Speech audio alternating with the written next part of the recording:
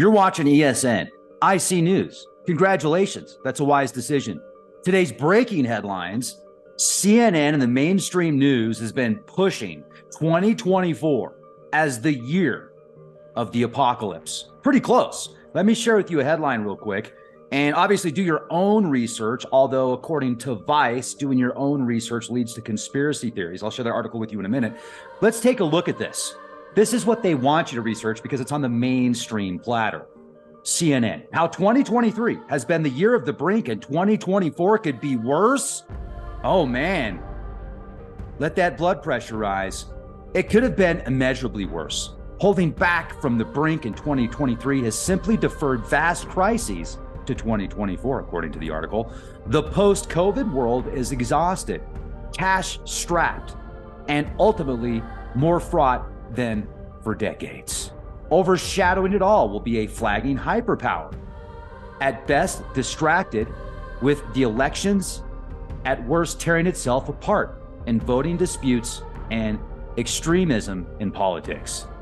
The likelihood the United States will be occupied by its own traumas amplifies each risk. The geopolitical given of a U.S. response will be absent, fueling authoritarian ambition or a radical upending of the global order. 2024 can make 2023 seem rational and sober. Wow. Well, that's pretty intense. So what does the article talk about that shows 2024 possibly being worse than 2023? Well, let's look at what's going on overseas. The Middle East is a tinderbox. Russia and Ukraine, it's not getting better there. If anything, it's getting worse from the reports. The financial markets, we look at the interest rates here at home, extremely high. Real estate markets, depending on where you're at, are dropping substantially. The fear in people's minds still from the pandemic will have a lasting impact on decisions and reactions and how people think. Artificial intelligence has taken the world by storm, as we predicted. 2024 is going to make 2023 look like Atari versus the PlayStation 5. Completely whole other level of artificial intelligence, and we're going to see some amazing things. So it's not all doom and gloom. Artificial intelligence is going to start to release these incredible technologies to fix a lot of the mistakes that corporations made in the past. And I think it's going to be very remarkable to see these sudden moves that we would look at as bright for artificial intelligence. We're in a duality, folks, so every action has an opposite and equal reaction. Some of the predictions that I made last night, I'm only going to post on like Patreon because they're pretty intense. And even though there could be a lot of extreme events take place that some might consider apocalyptic, there's going to have to be that opposite effect to keep the balance. So we're going to see a lot of amazing situations unfold in 2024. This is kind of funny. The Independent. Trump hopes opponents rot in hell in Christmas truth social rant. Mr. Trump sent holiday message days after Supreme Court declined to rule in presidential immunity case. But Donald Trump marked Christmas Day by sharing a video compilation of his festive presidential speeches after spending hours ranting about the 2024 election, his legal woes, and posting a seasonal greeting that his opponents rot in hell. The days of our lives meets Hellraiser, and now it's in politics. How much fun. Okay, let's go to the next article. I mean, come on, man. This is interesting. I have not seen this before in the political spectrums where different states will actually kick presidential candidates off the ballot, especially previous presidents. I mean, this is Fascinating. Listen to this. Newsweek. Full list of states wanting to kick Trump off the ballot and where cases stand. Donald Trump is facing challenges to his candidacy in several states after Colorado's Supreme Court removed him from the 2024 primary ballot on Tuesday. The court's 4-3 ruling determined that Trump, the clear frontrunner for the GOP nomination, is ineligible to appear on the state's ballot because of his alleged role in the January 6, 2021 riot at the U.S. Capitol. His speech to his supporters that morning was followed by a violent protest in which rioters illegally entered the Capitol building in an attempt to block Congress from certifying President Joe Biden's electoral college victory.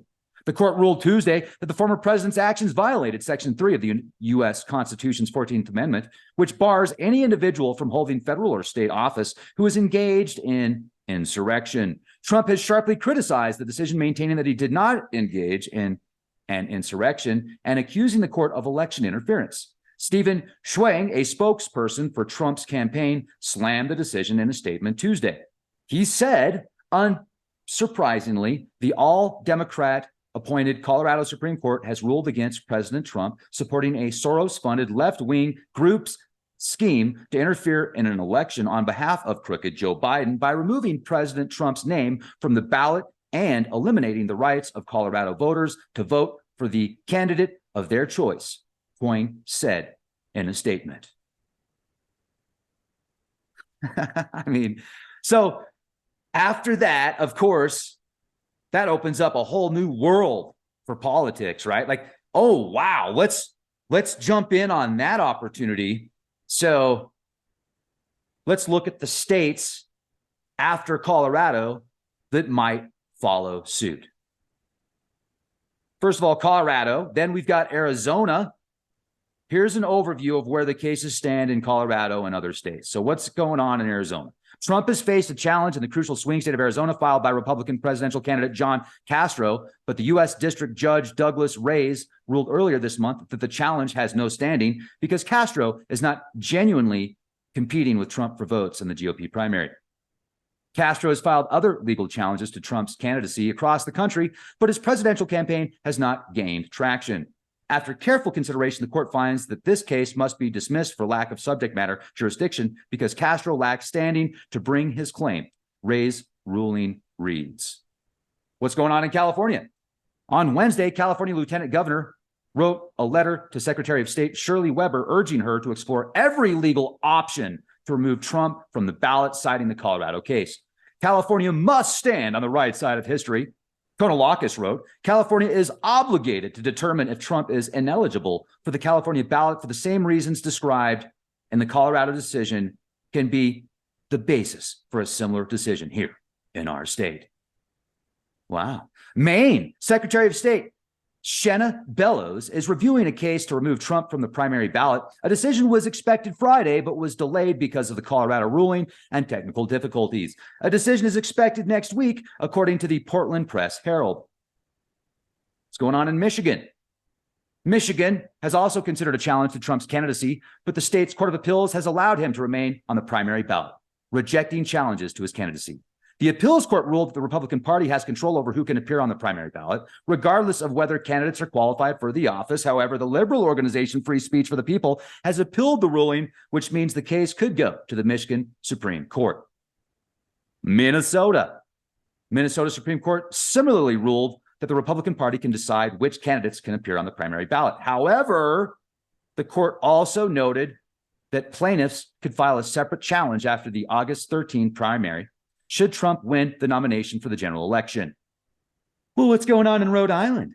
An attempt to remove Trump from the Republican primary ballot failed in Democratic Rhode Island, where U.S. District Court Chief Judge John McConnell Jr. determined that Castro did not prove he was a direct and current competitor at the time that he filed his complaint and could therefore not prove injury. And then here's some other states where Trump is facing ballot challenges. Lawsuits have been filed in several other states: Alaska, Nevada, New Jersey, New Mexico, New York, Oregon, South Carolina, Texas, West Virginia, Wisconsin, Wyoming, Vermont, and Virginia.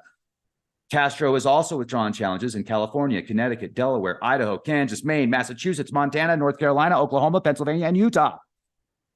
Well, Let the food fight continue. It's like we're in a big cafeteria and you've got the Democrats on the left side of this table and the Republicans on the right side of the table. And there's like these buffet lines in front of them and they're just grabbing food and they're like, oh yeah, well, here's the Jell-O, buddy. Take that.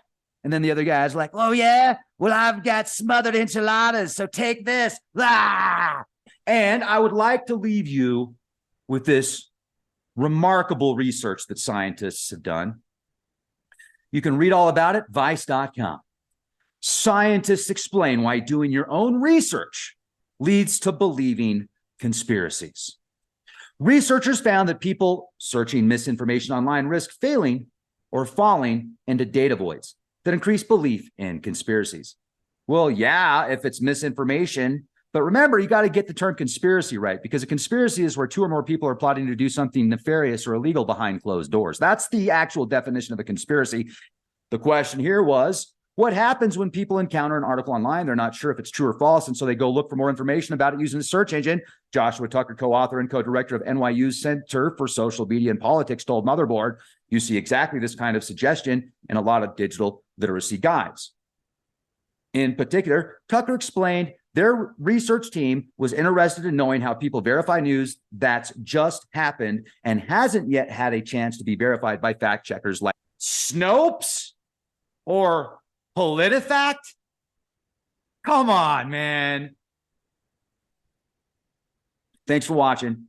Be excellent to each other. Be the change you want to see.